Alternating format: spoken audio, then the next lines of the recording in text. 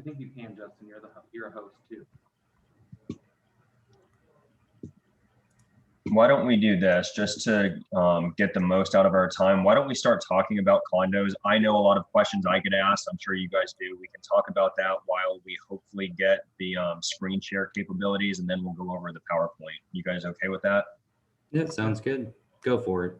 Okay, so and maybe we can do a question and answer thing. So like I've been having a lot of different realtors asking me about Fannie Mae and Freddie Mac changing guidelines in regards to lending in the beach communities. Have you guys had anyone mention that to you?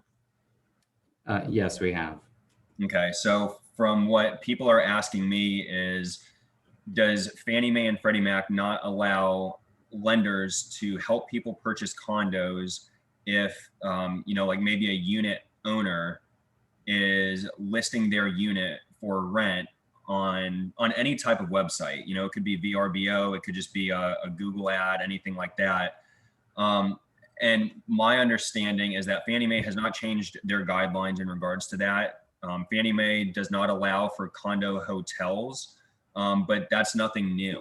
So, when it comes to people being able to rent their units out, it's no different whether it's somebody doing it monthly or if they're doing it for several months out of the year. And that's how we help people with either second home purchases where people from up north or even different places in Florida want to have a condo on the beach, and they're not going to live there full time and they don't want to carry that monthly expense every month. And so they will rent their condo out to, snowbirds and people that come down for several months out of the year. And that's still okay. Do you guys agree with that? Yeah, we do. And the one thing I always say is that, no lenders are not equal, right? So there might be there might be something that you can do that maybe we can't do, or vice versa. Or maybe there's some lender out there that says, hey, they can do condo hotels, right? So everybody's different into some capacity. Right.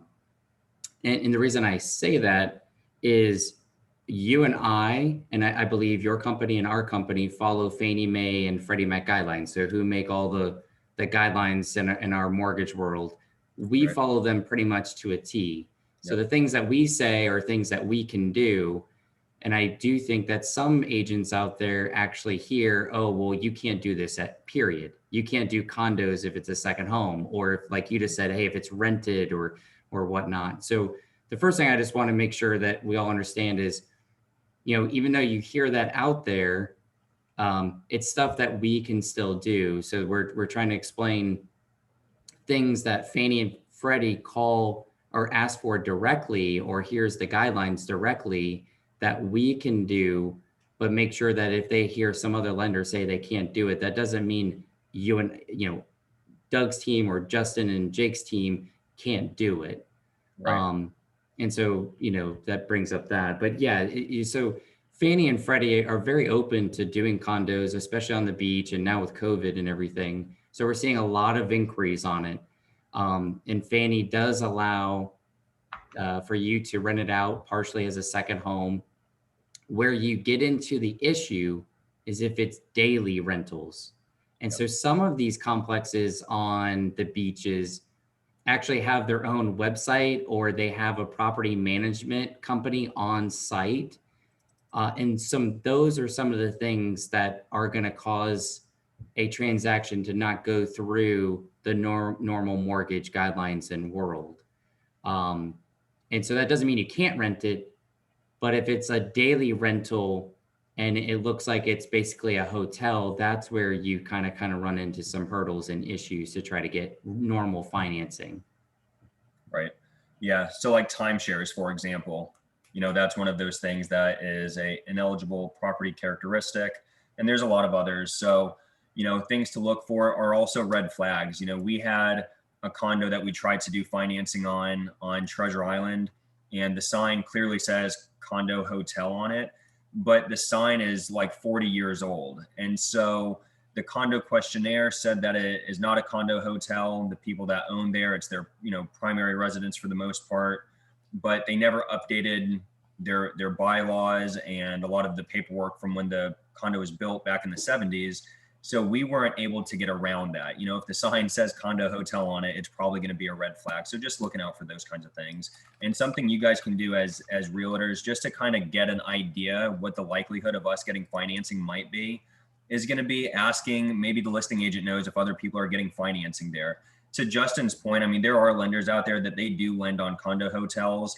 You know, there's added risk added to those rates. So where we're giving people rates in the, you know, potential 3% range, those rates might be in the, you know, high 5 or maybe even 6% range.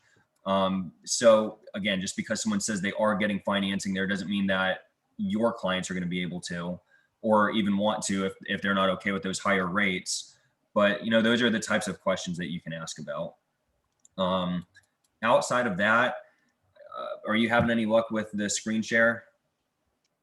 I was just trying, and no, unfortunately not. But I think, you know, this is a very good topic. So a couple things, just to kind of go back to the basics, is if anybody that has a client looking at condos for financing, or if you're getting a listing, the first thing that we should really do is, we know the client's qualified because Doug, Justin, or Doug, Jake, or Justin has qualified them, right?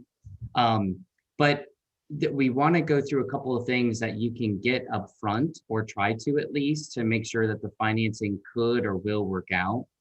So, you know, try to get the most recent budget, which is the 2021 budget now, because there's things on there that could make it or break it.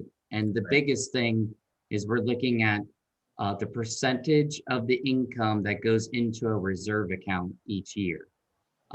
So 2021 budget. The next thing would be the master insurance policy. So we want to, there's things that could make it or break it, again, on there, not as much usually, but you still want to get a copy of it so that our teams, our condo departments, can take a look at it and make sure that it meets the financing world. And then the third thing is the 90-day balance sheet. Again, not too much on there that would make it or break it, but we do have to review it. So if we can get it, perfect, just to make sure that everything is good. And then the last thing, which usually comes from the lender, is the condo questionnaire. So it goes through a lot of things that Doug has mentioned, but it's very detailed, typically, if you're doing a full review, which is your percentage of rentals. Does one owner own more than 10% of the units? How many units are delinquent 60 days plus on their HOA dues? So if you're able to get some or all of these things, it's very helpful to get it up front so that we can have our condo department review it to make sure that certain financing can happen. And this goes for conventional, like we're focusing on conventional, but we can also look at doing it FHA as well. Right. So you know, those are the 3 to 4 basic things that you can try to get every single time. And if you can, it's very helpful, because if Doug and I get a budget and they're under that 10% reserve, well, then we're going to go to either A, they got to put maybe a little bit more money down, or we can't get the deal done at all, possibly. And you rather know that up front versus 3, 4, 5 weeks into the transaction, and then all of a sudden find out they don't have enough reserves at the very last moment.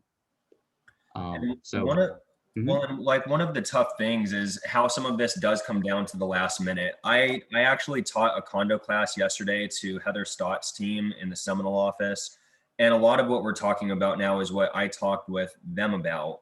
You know, there is a difference between full reviews and limited reviews. So for you guys to know, just to elaborate on what Justin said, a full review is more in regards to, do we need a budget or not? If we do a limited review, we don't need the budget. The full review also is a extended condo questionnaire form where there's a lot more questions than if it's a limited review. And just naturally, the more questions someone is asking, the more likely there could be a challenge that we come across.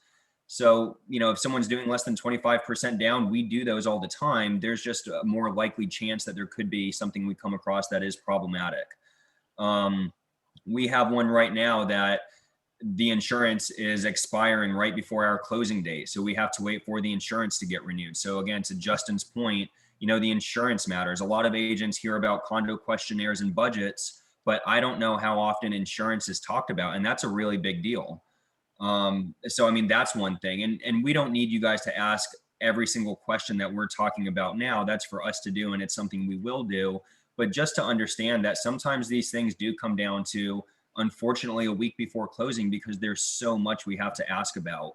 I would say one of the most helpful things that you guys can do on the real estate side when you're having a buyer, or even if you have a listing, make sure the lender has the HOA contact information and the best point of contact to reach out to. Some of these people, in fact, most of them that are working at these HOAs, they're volunteer positions, and these people are retired. You know, they're doing it because they want to help out, but not because it's a full-time job of theirs. So they do not have the same sense of urgency that we all have. And that's what leads to some of the delays. Lots of phone calls on our end. We're calling to give you guys updates. You guys start getting involved, and then we finally get what we need. And that's when we start uncovering some of the possible challenges. So again, making sure that you have the best point of contact for the HOA, that you send that over to us or whoever the lender might be. And just asking some of those questions. You know, have you guys done your 2021 budget? Some of these HOAs that we're coming across, they didn't meet in 2020 to discuss a 2021 budget because of COVID. And as much as in real life that makes sense and we understand that, you know, the guidelines are what they are. You know, there's nowhere in the guideline that says, well, if COVID was a thing last year, you don't have to worry about these couple of things. So just asking those questions is important. And, you know, if they don't have the budget done, ask someone at the HOA, are you guys able to have a quick meeting and get this figured out? A lot of times they will do those things, and a lot of times they won't. So I think those are some of the things that would also help make the transaction smoother. Yep, I 100% agree. So if we focus on those main basic couple of documents, I think that would alleviate a lot of hassle, trouble, insight, and then adding the contact information, which would be huge. That's always something. And the other thing is these condo departments or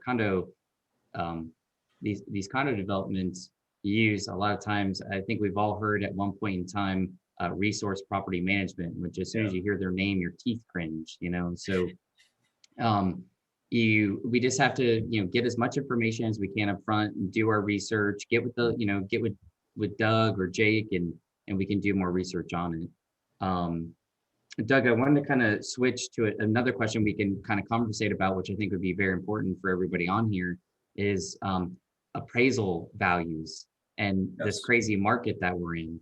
So have you, you know, kind of asking you a question now to kind of get it started, is have you seen deals come over where it's been multiple offers, your client finally wins it, you're like, all right, cool, let's get a process moving, and then maybe it doesn't appraise, or maybe it's negotiated up front with the listing side that, hey, if it doesn't appraise for X amount, you know, can the buyer afford the difference? Can you kind of share with me maybe some things you've seen in the last 30, 60 days regarding appraisals, values, the appraisal gaps, which I've heard there's an appraisal gap addendum actually coming out. So tell me to kind of start it, what you've been seeing out there. So yeah, I mean, that's very relative to what's going on. And I think this is when, you know, a lot of buyers wonder, is this the right time to buy? They hear that interest rates are going up. They're having to offer more on a house than what it might appraise for. And so this is where all of us, and especially, you know, you guys as realtors, have to be the advisor for your client. And that's what's going to also separate you from all the other realtors out there that are not being advisors. You know, you have to talk to them about why the market is the way it is. I'm sure we'll talk about demographics and how strong the market is and how it's going to probably continue at this pace. But what I'm telling my clients is, we'll just use a $300,000 purchase price as an example. Me, Justin, and Jake probably all agree the market will go up around 8% this year. And so on a $300,000 home purchase, that's $24,000 in home equity appreciation that our clients will see in the next 12 months. So if we go under contract at 300,000, and I mean, heck, sometimes people are waiving their appraisal contingencies, right? If the appraisal comes in at, let's say, 290, that's a $10,000 difference. And I totally get that. That's $10,000 cash up front that the client has to come up with. One of the things they have to realize, though, is that if they're putting, let's say, 5% down, sure, an extra $10,000 raises their down payment by, 8% or whatever it totally is. But the point is, if the home's going to go up 8% in the next year, $24,000 in equity, that essentially means the house next year would be worth around $315,000. And I think it's important for the clients to know that they're not necessarily going to be upside down on that house for more than a few months. And I think that would really make them feel more comfortable about going in and getting an offer accepted, because if they wait, the home is only going to cost more. That is correct. So there's always a cost of waiting, right? Rates may go up even more than where they're at now. And we always have those terms of, we have buyers on the fence and we always try to get them off the fence. And so if they don't pull the trigger, what if your rate were to go up another 0.5% in the next 6 months? Well, now the house is costing you more because the market appreciated and rates have gone up. So now you're actually doubling per se your cost over time. So that is a good point. The other thing, which I'll give an example, which I thought was really cool, is the listing agent actually called us on one and said, hey, you were the highest offer, but not the most amount down. And I'm like, okay. So you're actually interested more so in a lower offer with more down because it's likely that it's gonna, close. And he goes, but you're gonna give my seller the highest amount of money. And I'm like, well, yeah, of course. And he goes, but I want to make sure that, he's like, I do feel that this may not appraise for a certain amount, nothing crazy, but what if, and could the buyers afford it? And these buyers did waive everything. They waived every inspection. They did everything they could to win it. And he said, I would love to work with you. You would put the most in the seller's pocket, but what if it didn't appraise? And I said, well, they're putting 20% down. We could look at, let's say it doesn't appraise for 10%, right? So we could change it to 10% down based on the appraised value and use the other 10% if the buyer is willing to make up the difference to meet the sales price. And I said, they're gonna be willing because they waived everything and they're gonna lose their deposit if they don't get the deal done. So in this case, he's like, okay, this is perfect. There's a way to get through this. I'm glad I talked to you. And the next day we got the contract.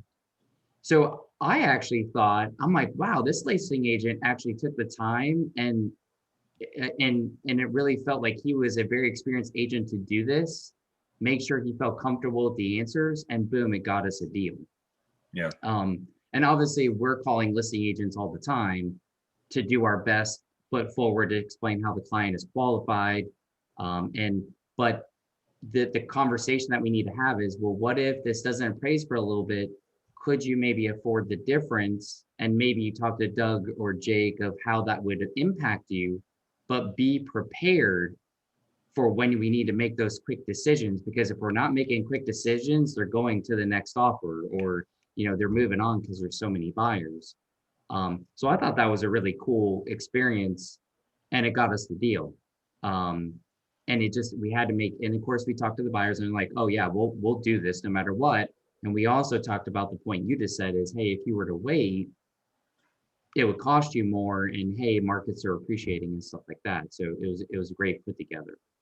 Well, and then let me just add to that. So I have somebody who just went under contract, $25,000 non-refundable deposit, waived their financing contingency and waived their appraisal contingency. So obviously the pressure is on for real. Like, we have to get this done. She's putting 20% down. She has great credit, and coincidentally enough, we got an appraisal waiver. So, I mean, there's going to be times where we might not even need to have an appraisal, and that literally clears out, most of the concerns we're talking about. Another thing that we can do, and this will not work for a lot of clients, but for the clients that are buying the more expensive homes, I would say in general, over $300,000 at least, with really good credit, we can give them a higher interest rate to cover their closing costs. And then with the expectation that rates will come back down in the next year or so, and then we can help them refinance into a lower rate.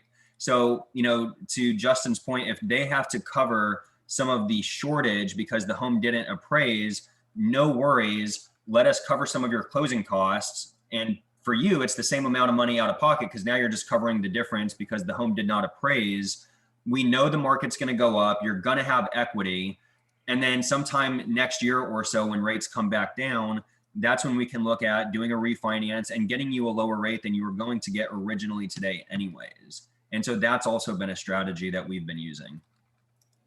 Here's another strategy, and this is great for the agents on this Zoom call, is there was, and this is, for the realtors negotiating, they negotiated 3 different brackets. And so on the addendum, it said, and I'll just make up the numbers because I don't remember exactly, but it said, if it appraises, so let's say the sales price is 250. If it appraises for 250, the sales price is 250, obviously. If it appraises for 240, the sales price is still 250, meaning they'd have to make up the difference. And then it went to, if it appraised for under 240, then there was one more, and let's say maybe the new sales price was 240, right? So there was 3 different brackets of, if it appraised at this bracket, and this bracket, it told you very specifically what the buyer was willing to pay. So they already had the conversation of, hey, what's it going to cost me if I have to pay the difference, which is usually talking to, us as lenders. Right. And then the realtor was very, very specific, and that got it accepted as well. So that way it was put in writing exactly what both sides were willing to do in this case. So I thought that was a pretty cool idea too for realtors. And the other idea is, we've had situations where we order the appraisal immediately. We're not waiting for inspections to get done, because now inspections are, in some situations, the least of our concerns. And so we have an inspection period. We order the appraisal immediately as a rush. And yeah, it might cost an extra $150 to pay that rush fee, but that protects the buyer if the home does appraise for, even if it's just $5,000 less, but what if it's $15,000, $20,000 less? We don't want them to jeopardize their $5,000 earnest money deposit. So we'll get the appraisal done immediately. And that can kind of be part of what you talk about during your inspection period. Hey, we had the appraisal, it came in short. Are you willing to drop the price, or should we send over the cancellation paperwork? And so that's another thing that we could be doing. And all of this is conversations up front, yeah, and setting realistic expectations. So I'm sure you have it as well as I do, is we're giving clients the right expectations. And then they go to the real estate agent. Well, Doug said this, or Justin said this. And it's like, well, we're not trying to make them happy. We're trying to set them up for success because of where the market is. And this market won't last like this forever. But in this current market environment, which I've been in the industry 15 years, this is the craziest seller market I've ever seen. And I saw the craziest buyer market we've ever seen, which was 2009 and 2010. So it doesn't last forever, but we have to have those conversations that if they want to buy now, we need to talk about getting pre-approved up front more so than ever. Talking about what if it doesn't appraise, or can you make up, or can you find money? Can you get a gift? Can we work out higher rate and pay some closing costs to offset things? How can we get creative to make it work? Right. And if we all have those conversations up front, lenders, cross country and VanDyk with the buyer agents and all together. And sometimes it might even take a whole get together of talking through it, which I think we're all having more so than ever, but they also need to make quick decisions. It's not like, hey, let me think about it for a night or two. And it's like, no, talk to us now. Let's figure out the numbers, boom, boom, boom, make that quick decision. So in hopes that you get that deal. So it's a lot of good conversation, and it's something we want to do right up front as much as possible, especially with the realtors too. We want all to be on the same page. And also something to remember is, like, we're just one piece of the ecosystem, so we're at the mercy of everyone else's turn times as well.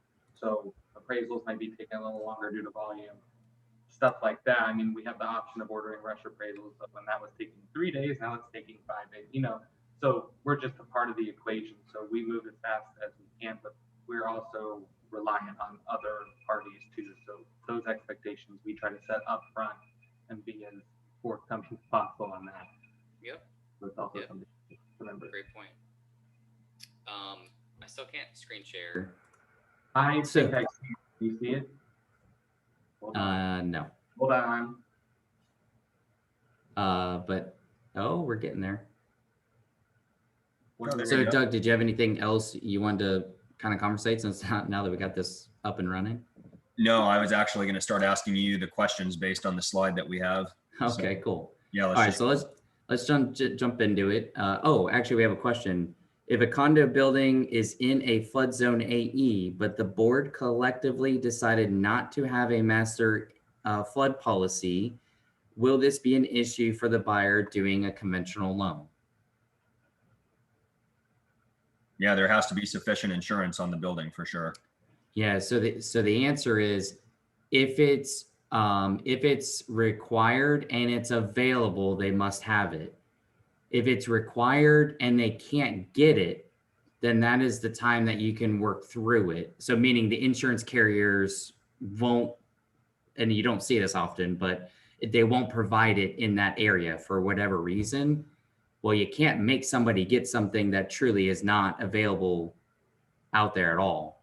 But the main answer is yes. If flood is required, they do have to have a flood policy, which is the biggest thing on the beaches of why things don't work out. Yeah. Or at least one of them. But that's a very good question. And she said, okay, thanks. All right, Jake, did we lose our slide here? Okay, hold on. All right, so we did our last little piece for you guys today, I think, was just to talk about interest rates, kind of show you a couple sides of visuals, and just kind of talk about where we are. Rates are still amazing. You know, we're all still very busy, but again, to help with those conversations with buyers up front, talking about urgency, talking about now is time that, you know, we've talked about cost of waiting and stuff like that. So one thing is cool that I just want to show you is the population. The biggest population is turning into millennials and post-millennials. And the reason why the mortgage gurus out there feel that housing is going to continue to be great is because of the size of population. And now that we're going into that post-millennial, I'm barely considered a millennial per definition, but now that we go into the post-millennial, look at that population is just about as big as the millennial population, which is why they really feel that we're going to have great and great real estate in general moving forward. So Jake, next one. Vanna, come on, Vanna. So I think, and we just talked about this, but we all know it's a record low of inventory. It's by far the lowest I've ever seen it in 15 years. Correct me if I'm wrong, but I think the most recent stat as far as February was that there's like 690 homes for sale in Pinellas County. And a year ago, that was well over 2,000. And that's literally happening everywhere. Florida, Texas, North Carolina, the suburbs of your really big cities. It's literally happening everywhere, which is causing that massive willingness to pay way over asking and multiple offers. So again, just something to have that conversation about, you know, what if it doesn't appraise? You know, you can easily show them this graph of this is just what we're dealing with in our market right now. And, you know, brings up some of those conversations. Vanna? So this was a very interesting slide that as debt increases, as the federal debt increases, interest rates have declined. So those gray columns or gray bars going up and down is every time a recession is hit. The blue line is the interest rates. And then that, I guess you would call it a red or a pink line, is the national debt. And of course, we know that the debt has gone up, and over time, what has happened to interest rates? Well, they've just turned into the best rates we've ever seen in 2020.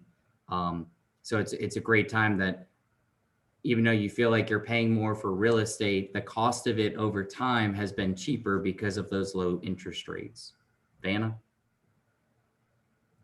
So this is, and Doug and Jake and I have talked over time, and you know, one of the biggest things that triggers mortgage interest rates is the 10-year treasury bond.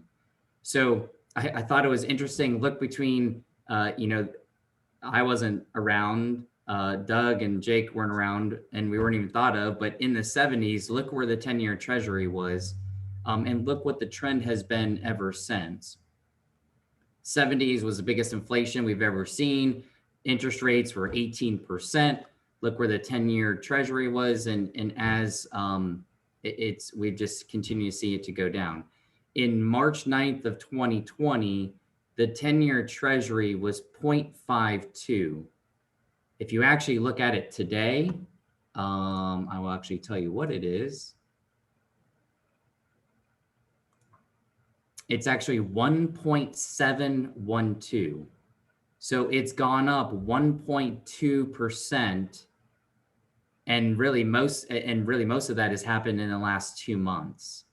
So when we're talking about rates going up and technically at a rapid pace, we've been seeing it go up in the last 2 months, and that's why, is because of the 10-year treasury. So if you go to CNBC or listen to the radios, the financial radios, they're talking about interest rates going up. Well, it's mainly focused around this 10-year treasury. Vanna? Vanna? Okay. So Doug, I know Doug and Jake and I have touched bases with you guys before, but the Fed rate at 0 doesn't have a direct relation to mortgage rates. So right now we're actually seeing more of a direct relation with the 10-year treasury. But this was a cool graph just to show you where the Fed funds rate was over time and where those interest rates are. So you'll notice somewhat of a trend, but as the Fed funds rate drops to 0, you don't see interest rates, which we always hear, oh, I heard mortgage rates are 0. No, that's not actually the case. That's the Fed funds rate. But you can see there's a little bit of correlation that once those drop, other factors come into play, like the 10-year treasury dropped to 0.5, and we started to see some really low rates in 2020. Vanna? So this was the interest rates of the last 30 years of a 30-year fixed rate. Obviously, you see in the 70s and 80s of interest rates. And then look over since 2010, and I circled between 2010 and 2015 because that was when we saw that financial crisis, and that was the last time the Fed got involved with doing everything they could to keep rates low as possible. And at that time, that was the lowest rates we've ever seen in U.S. history. Then look what happened. Here comes COVID 2020. And look where rates went, to an all-time new low. Vanna? So the 10-year treasury, again, look at that. March 12th, it was 1.64. So we are what, March 19th, and it's 1.712. Continues to show that trend of why we're talking to clients about how rates are going up. They're still great rates, right? So these are pre-COVID rates. So if you compare them to the very bottom, of course, they're going to look higher. Oh my gosh, rates went up 0.5%. Yes, that's true, but they're actually where they were pre-COVID. And pre-COVID, we had a very busy real estate market. So sometimes it's just not best to compare to the very lowest or very bottom. And so now we're starting to see that trendward upward. We saw that lull right there, which is where we were giving a mortgage to everybody in the United States. And now we're kind of seeing that trend upward, which is why we are always talking about rates going up. Or if we're qualifying a client and a week or two later, they come back and say, well, Justin said our rate is now this. Well, yeah, because that's where the market is going, unfortunately, and why we want you to get into a house as soon as possible. Jake? Can I just touch on that really quick? Sure. Yeah, go for it. So we don't just make up interest rates, and there are some people out there that think there's just an interest rate out there, and that's not how it works. Us three on this call right now, we just help our clients interpret where the market's at, but we do not dictate the market. So, when someone says, hey, what are rates today? I'm actually having a hard time just quoting rates off the top of my head because there's been a lot of volatility. And I tell people, when rates are more steady and stable, it's a lot easier for us to say, yeah, it's probably around this or it's around that. But when there's a lot of volatility like there has been, it's hard to say because, again, we don't just have an interest rate at Cross Country Mortgage or VanDyk Mortgage, and neither does Wells Fargo or anybody else out there. We're going off of where the market's at. I wish I could make up rates. That would be great. Yeah, they'd be pretty low, wouldn't they? That's a great point, Doug. And so one other thing I wanted to say, which this graph is a great presentation of it, is I have always said rates are quick to go up and slow to come back down. So if you look at what is this? I'll go back to 2016 maybe. But where do you see sharp declines? It took a COVID for us to see a sharp drop in rates, which is unusual. So they're quick to go up and slow to come back down, except for let's bring on a national and world pandemic. But they're very quick to go up. So if you actually look at the 2021 mark, look how quickly it's gone from literally 1% to 1.64 in this graph in basically 2.5-3 months. Whereas over time and the rest of the graph, it's been, it's stayed up there. There was no big dips in lowering rates, except for in 2019, which I'm gonna probably guess that's probably right before the election. And that's when people are a little nervous about a lot of different things. So, all right, next one, Vanna. All right, so this, again, just another graph, helps you guys visualize, but I think we've honed in the point. Just look how quickly rates have gone up. So when we're saying, hey, this is your new rate, or yeah, rates have gone up again, that's why we wanted you to pull the trigger a day ago and not think about it as quickly or, as slowly.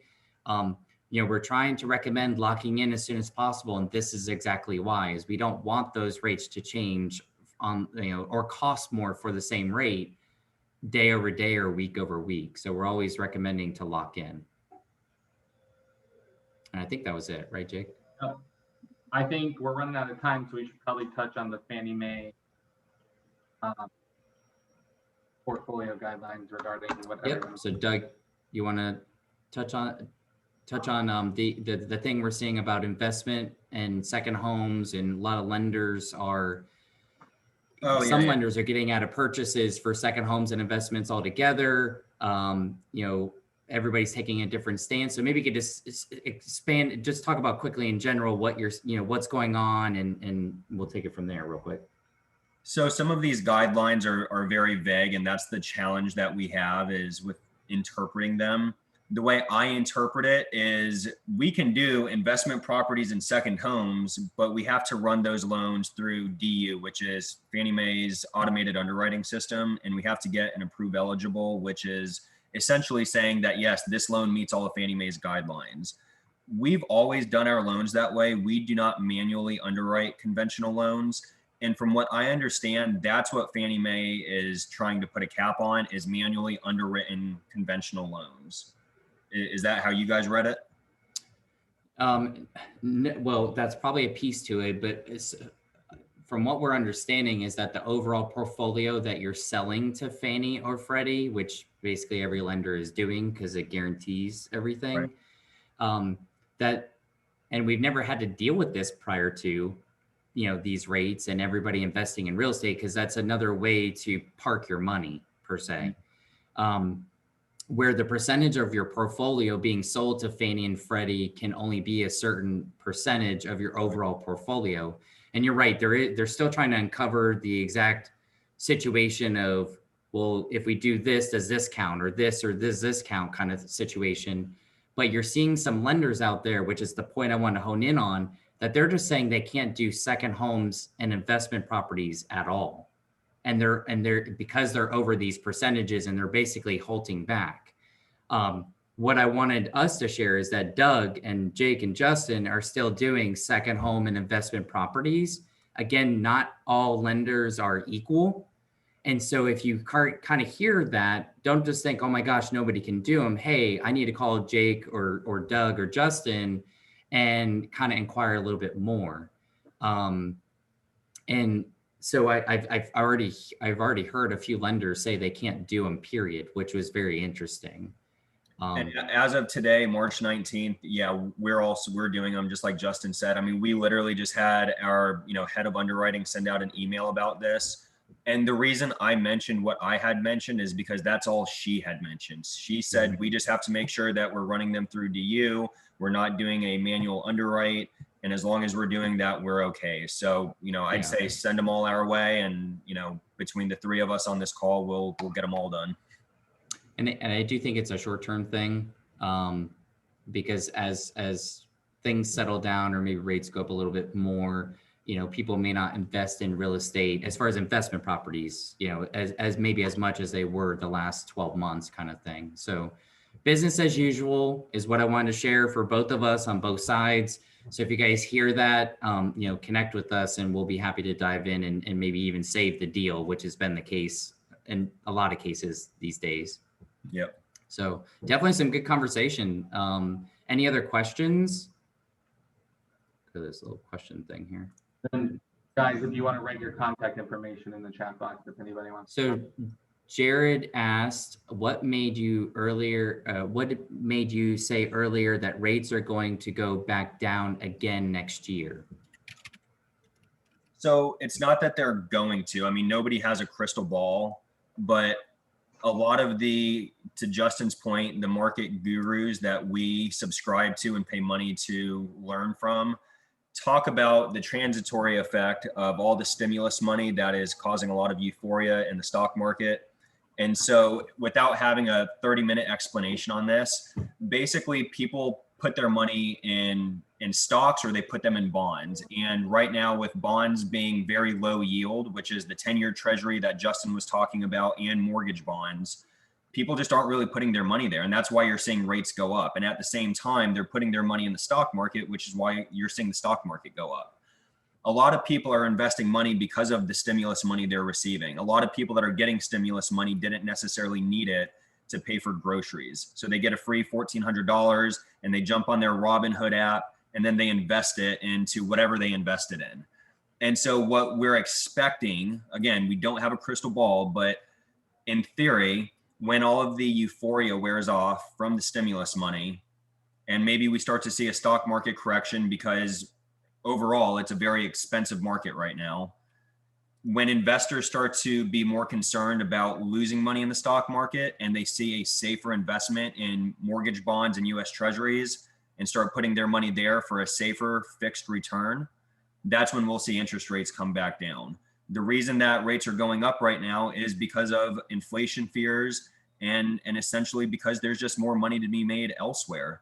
But again, if you're worried about the market crashing, which is what we saw when COVID, essentially came to America, right? I mean, that happened in March and April. That's when we saw rates come down quite a bit. So assuming that the euphoria wears off, we see a little bit of a stock market correction, people start taking their money out of riskier investments and putting them into safer investments, that should drive rates down and create an opportunity to help people out of higher interest rates today and into lower interest rates in the future.